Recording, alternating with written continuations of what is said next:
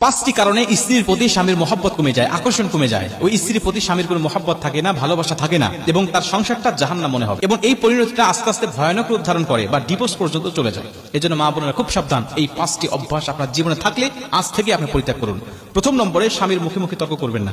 যেই স্ত্রী স্বামীর মুখে মুখে তর্ক করে, ও যদি বিশ্ব সুন্দরী হয়, ও যদি উচ্চ শিক্ষিত হয়, তারপরেও স্বামীর অন্তরে তার জন্য কোনো জায়গা থাকে না। মনে রাখবেন, কোনো পুরুষ মুখে মুখে তর্ক করা স্ত্রীকে মোটেও পছন্দ করে না। আর যদি কোনো স্ত্রী কালো হয়, কুচ্ছিত হয়, কিন্তু সে মুখে মুখে তর্ক করে না, স্বামী যেটা বলে সেটাই মেনে নেয়, স্বামীর আনুগত্য করে, ওই স্ত্রীর জায়গা স্বামীর কলিজার মধ্যে থাকে। এজন্য স্বামীর মুখে মুখে তর্ক করা, স্ত্রীর প্রতি স্বামীর আকর্ষণ কমে যায়, মহব্বত কমে যায়, এটা করা যাবে না। দ্বিতীয় নম্বরে, স্বামী যেটা বলে জিদ করে তার অন্য কিছু করা, উল্টাটা করা। স্বামী বলেছে ডানে যেতে হবে, আপনি বলছেন না আমাকে বামে যেতে হবে। স্বামী বলছে বামে যেতে হবে, আপনি ডানে চলে গিয়েছেন। স্বামী একটা যুক্তি দিচ্ছে, আপনি তার যুক্তিতে অ্যাভয়েড করে নিজে আরেকটা যুক্তি দাঁড় করাচ্ছেন। এইরকম ভাবে বিভিন্ন স্ত্রী যারা আছেন তাদের প্রতি স্বামীর মহব্বত আস্তে আস্তে কমতে থাকে, এটা করা যাবে না। তিন নম্বরে, স্বামীর পছন্দের মূল্যায়ন না করা। স্বামী যদি কোনো বিষয় পছন্দ করে, আপনি তার বিষয়ে কোনো মূল্যায়ন করলেন না।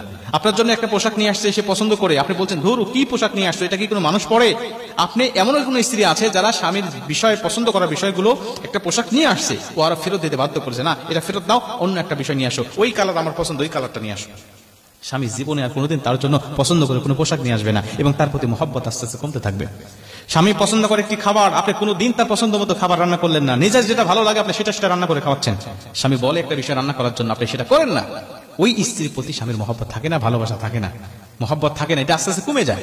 এই জন্য মাঝে মাঝে নেককার স্ত্রীরা স্বামীর পছন্দের মূল্যায়ন করবে, স্বামী যেটা পছন্দ করে সেটা করবে, স্বামী যে খাবার পছন্দ করে সে খাবার খাওয়াবে, স্বামীর যে পোশাকগুলো পছন্দ করে সেটা সে পরিধান করবে। অনেক স্বামী আছে স্ত্রীকে একটু সাজগোজ দেখতে চায়, একটু ভালো কাপড় চোপড় পরে থাকতে দেখতে মন চায়, কিন্তু স্ত্রীরা মোটেও সেটা করে না। কিন্তু বাহিরে যখন যায় তখন সাজগোজ অটোমেটিক বেড়ে যায়। এটা হলো জাহিলিয়াতের নারীদের একটা স্বভাব। অবশ্যই স্বামী যেটা চায়, স্বামী যেটা পছন্দ করে, ওই পছন্দকে আপনাকে মূল্যায়ন করতে হবে। 4 নম্বরে, স্বামীর পরিশ্রমকে মূল্যায়ন করা বা স্বামীর কর্মক্ষেত্রকে মূল্যায়ন না করা। স্বামী যে পরিশ্রমটা করছে, এই পরিশ্রমকে আপনি কোনো মূল্যায়ন করছেন না। স্বামী যে কর্মক্ষেত্রে কর্ম করছে বা আপনার যে ইনকাম সোর্স, হালাল রুজির যে মাধ্যমটা রয়েছে, এই মাধ্যমকে আপনি মোটেও মূল্যায়ন করছেন না। সারাদিন অফিস আদালতে কাজকর্ম করে স্বামী বেচারা এসেছে, আপনি বলছেন তুমি কি করো সারাদিন? আমি সারাদিন আমার সংসারের মধ্যে কত কাজ করি, ছেলে মেয়েকে সামলাই, খাবার দাবার রান্না করি, কাপড় চোপড় ধরি, বিভিন্ন কাজকর্ম করে আমি তো একদম টায়ার্ড।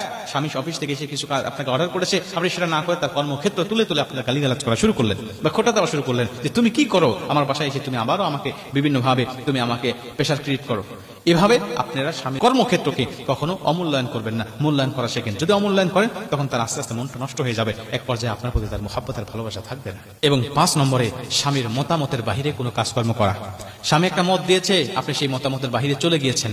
স্বামী একটা বিষয়ে আদেশ করেছে, আপনি সেই আদেশটা মান্য না করে আপনি অমান্য করেছেন। আল্লাহ রাসূল বলছেন, কোন স্ত্রীকে যদি আল্লাহ পাক মানুষকে সেজদা করা জায়েজ করতো, তাহলে প্রতিটা স্ত্রীকে বলে দিত যেন তার স্বামীকে সেজদা করে। এটা আল্লাহ রাসূল এমনি এমনি বলেন নাই, কারণ সেজদা দেওয়া মানুষকে জায়েজ নাই। তাহলে নবী বললেন কেন? বললেন শুধু একটা মাত্র কারণ, সেটা হলো স্বামীর হক, স্বামীর গুরুত্ব বোঝানোর জন্য।